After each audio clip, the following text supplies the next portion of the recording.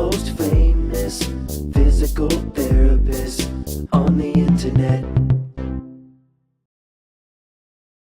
Well, hi there, folks. I'm Bob Schupp, physical therapist. Brad Heineck, physical therapist. Because we have the most famous physical therapists on the internet. In our opinion, of course, And Bob. I feel really rested, Brad, because I slept in my Sleepovation mattress. Is that a good plug? We'll get back to it.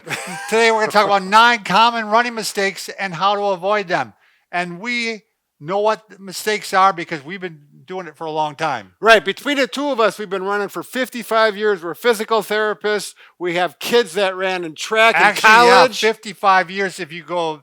I did the last 25 years, but I used to run before that, so I probably have had probably up to 60. Little incorrect information. And we're using 2 books, Born to Run by Christopher McDougall, I believe it is, and The Pose Method by Dr. Nichols Romanoff. So you are going to get some excellent information. All right. By the way, if you're new to our channel, please take a second to subscribe to us. We provide videos how to stay healthy, fit, pain-free. We upload every day.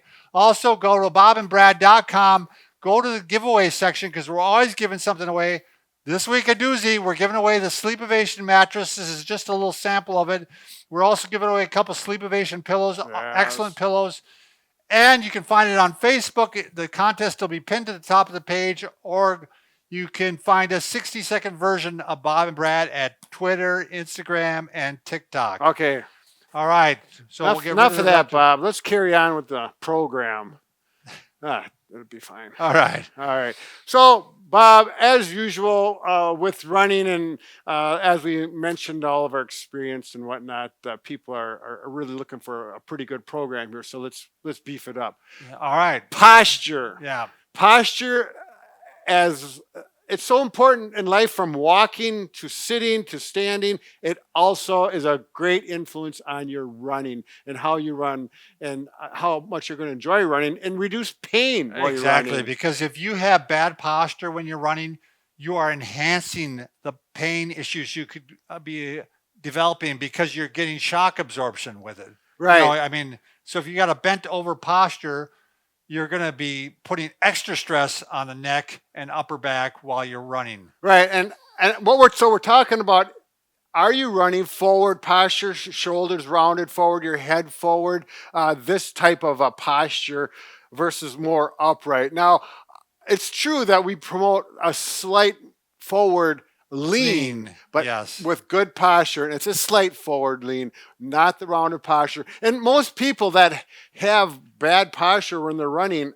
are not aware of it. No, they aren't. It's because a lot of it, comes from if you sit a lot and you start developing bad posture where you're just sitting, it carries over into your walking and running. Right. I have a lady in our neighborhood, runs a lot. She looks great as far as, for her age and such. But terrible posture. I just want to go up to her. Some of those things. Maybe you should stop her and politely say. There's no polite way to do this. Take a picture of her and give her the picture. That would probably help, like video of it. That can make a big difference. It does make a big difference. And you probably should have somebody take video of you. Exactly. And you'd be very surprised. Look at your posture. Yeah, and the other thing is, with good posture, you're going to breathe better. Your diaphragm is in a better position. My son was a pretty good runner. Oh, he was good. And their whole team, they worked on this. And one kid alone, he started running faster times just by working on his posture. Right. Well, you get more oxygen. You get more oxygen in. Carbon dioxide out. The body is going to function much more efficient. We better go on to number 2. Number 2. We kicked that posture one to death. Yeah. Not relax. Yes. Now, this is something I was as a young runner, I'm talking back in middle school and early high school, I would clench your fist. I'd clench my fist, I'd clench my jaw, and I'd be thinking I'm running really, really fast, and everything was just turning into a tight ball. And then I was coached, and make sure you relax, you breathe. I had one coach tell me, if your fingertips are just barely touching your thumb, then your hands are okay. And then relax your jaw. And so that's what I focus on, is that my jaw is just kind of joggling around there, not going, but everything under control. And my fingertips are just touching, my shoulders are relaxed, and you'll be amazed how much more energy you Yeah, have. you're expending energy by squeezing your arms or Right. squeezing your hands. It's just very natural. But to- do you have anything you focus on to stay no, relaxed? but I do realize like sometimes my arms almost start feeling a little bit numb. Yeah. Like I've been tightening it up a little bit Right, too much. right. What But the heck are you thinking about I'm when you're thinking running? about. I don't want to mention. Well, okay. Well, I don't want to mention This his is a name. family show. Right. Anyways, number 3, and this is probably more important if you're running for a time or possibly in a race, but not so much if you're running down a hill. And I learned this in a cross country coach I had. He said, take advantage of the gravity, Yes. let things go, but within control. So there's that happy medium. I mean, I've let it go so much where I sprained my ankle on Oh, rough, sure, you're going rough so terrain. fast. Yeah, it's like I was overdoing it. But I can't tell you how many events I've been in. I don't know if you call them races, but fun runs. In my mind, I'm racing. Right. But downhill, almost invariably, I would pass a number of people I've never been past going down the hill. It's because everyone seems to hold Well, back. they're putting the brakes on. Right, And when you put exactly. the brakes on, you're actually expending energy. Right. And you're losing time. I Right. mean, you're losing speed. Right. So And it's just it's not efficient. I find quite often, and we'll talk about this coming up real fast, Brad, but I think a lot of times if you take a little bit of shorter stride going down the hill, because Right. a lot of times people are putting that brake on by putting longer strides. Right. And I think a lot of times if you do the shorter stride, And then also with that, talking about injuries, you get too Right, much impact. right. Impact. Bang, bang, Your bang. whole body is taking this absorption, and the joints and the hip and the back and the neck and your eyes and everything. The whole Right. body is. So work on going downhill in a relaxed fashion. Let gravity help. It's like on bicycle, it's easy. Let gravity work. That's Yeah. you don't have to think about that. Exactly. But in running, you do. right. All right. What's the next one, Bob? Heel strike Oh. versus forefoot. Forefoot. Yeah. Yeah, are you a heel striker? Does your heel come in contact with the ground first? And some people are aware of this. If you're a new runner or have no history, can be really important. You hit with your heel and then roll through. Very common. Yes. From the books that we actually recommend reading on here, if you really want to get into running, Born to Run and the pose method, both of them they talk about being a forefoot runner. You're going to be Right. faster, more efficient. More shock absorption. Right. And there's story after story of people, and this is anecdotal a little bit, but they'll say they used to have a lot of knee pain, a lot of hip pain, Sure. and they went to the forefoot running and it went away. I changed from a heel striker to a forefoot runner about So did I. about 4 years ago, and because my back was spondylolisthesis, running isn't always very fun, but that helped take the impact off, and it's improved my running. And for me, it was my hip. I mean, I was having a lot of right hip pain to the point where I actually had to stop for a couple days at a time. Sure. And went to the forefoot, and I haven't had trouble since. Right. Now I'm doing some other things in addition to that, but still. If you're historically a heel strike runner and you want to change your forefoot runner, go ahead. I strongly encourage it, but it will not be easy. It's going to take. It took me about 2 years to do it where I don't have to think about it. Sure. And I got my calves would be sore because they're taking more shock absorption. Right. Yeah, and your quads, but usually they're not so bad. So I definitely. I would highly recommend it. Maybe it's not for everybody. Right. Maybe there's people that just anatomically are made that they are better heel strikers.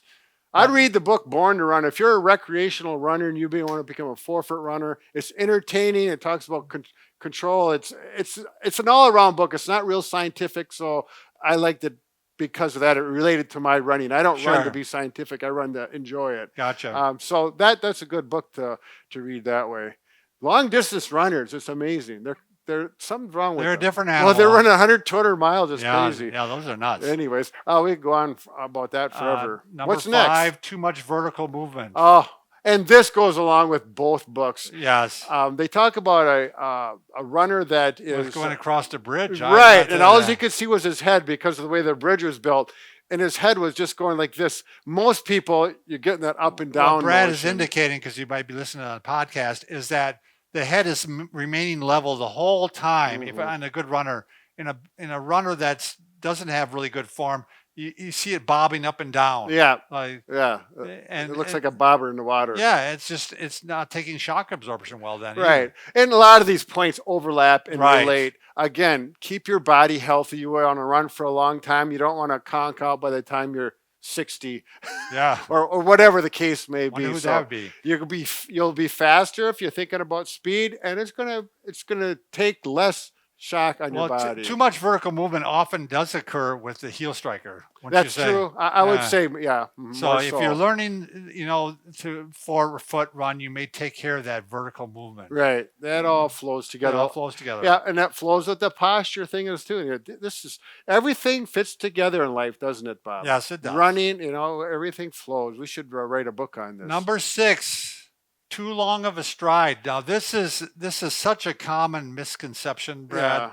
Yeah. I remember being at cross country races and I hear parents talking about, oh, he's a really good runner because he has a really long stride. Yeah, It's like, no, he's got really good cadence and that's moves to the next one, right? Number 7. Right. So 6 and 7 are very closely related, but I wanted to use the number 9 just because I never used it on a title before. Sure. Usually I use 7. You know All how right. I feel about 7. All right, 9's the new 7. Right.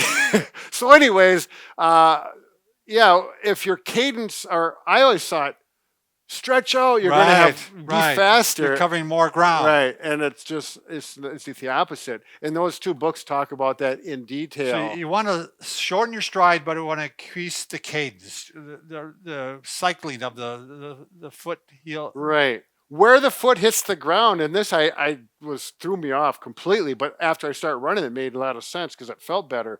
As your foot should not land in front of your hips Right. or your center of gravity, it should run Right vertical behind, to it. Yes. And that gives you that feeling, actually, kind of like you're falling forward. If you have that feeling, you're doing it right. And that your cadence is a little faster, but the overall faster, and everything becomes smoother. And then the vertical movement levels out. Well, it's funny. A good friend of mine, how he discovered this. He said he was running behind this elder lady who was really quite good shape.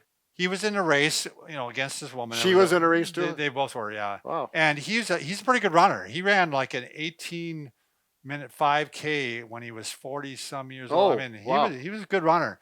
And he sees behind this lady, and she's pulling away from him. Oh. And like, I can't understand, why is she doing that? And I saw she was taking shorter strides, but she was going faster. He didn't trip her, did he? No, Oh, he didn't. good. But so he gets behind, he starts taking shorter strides too, and he finds out, hey, I'm keeping up with her. So How old is she? I don't know how old she was, but she just said Older than him. I think maybe so, which is a good time. Yeah, for her. right. She was cooking. Yeah. So number 8, Brad. Oh, training intervals. How do you train? I remember when I first started running longer distance, 5Ks and 10Ks as an adult, and I did it for fun and for whatever. I thought I should run as much as possible. Yes. If I want to get faster, I should run every day, but I never did because I didn't have time. And then I found out if I ran too much, I'm kind of getting overtired and fatigued. And then I realized, well, it's not how much you run or how far you run. You want to mix it up. Yes. You may want to run 6 miles one day, 2 miles the next. You may want to throw some speed work in there if you're doing that kind of some training. strength work in there. Right. It's really quite. My son, again, when he ran in college, they absolutely had one day off a week where they did something else, maybe biked, maybe lifted, but they always had the day off because it's a lot easier. Recovery time is a big part of your training. Oh, right. Without a doubt. Yeah. So, and if you're just starting running and you're watching this, I would say 3 days a week is a great way to start. Maybe Monday, Wednesday, Friday, but for sure, 5 days a week would be the most if you're starting. By the way, I'm thinking of another one you should have added here, Brad. A bonus. Well, I think you should have added sleep. I think sleep is really underrated. Ever since you read that book, Bob, I know. Everything is about sleep now. I know. It is important. LeBron James sleeps like 10 to 12 hours after a basketball game. Well, I probably partied after the game. No, he doesn't. Hours. That's the whole thing. He doesn't. So I hope if he hears it, he doesn't get insulted. Yeah, right. I'm sure he's watching the channel. So And We might be. What's number 9, Brad? Oh, vary the distances. We talked about that. And the venue, Sure. change it up a little bit. Yeah. Although I'm kind of guilty. I have my pattern. I am too. And I love my route. But I did a couple other routes recently because I wasn't at home. And it was like, oh, this is kind of fun. New stuff to look at. You know? I just went the other day. I went up my neighborhood out the other way, and that's uphill right away. Yeah. That just killed me.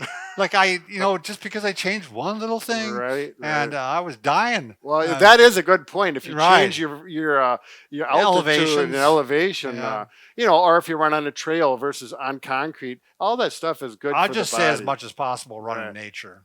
Right. I well, mean, that's why I run my route, because it goes out into the rural area wilderness. versus going into town. Right. Because I live kind of on the border there. Right, then you get that mental aspect to it. That I mean, it's gonna Bob, help your I mental gotta say this, Bob. These people, if they're still watching, they've just wasted 15 minutes of their life babbling about running. Now this is a podcast. You could have it on while you're running. Oh, that's a good point. Yeah, so it's not wasted It's time. like you're getting two birds with one stone. They'll throw the podcast, they'll head things right off into the woods. All right, well, have a good time running. Thanks. Run long.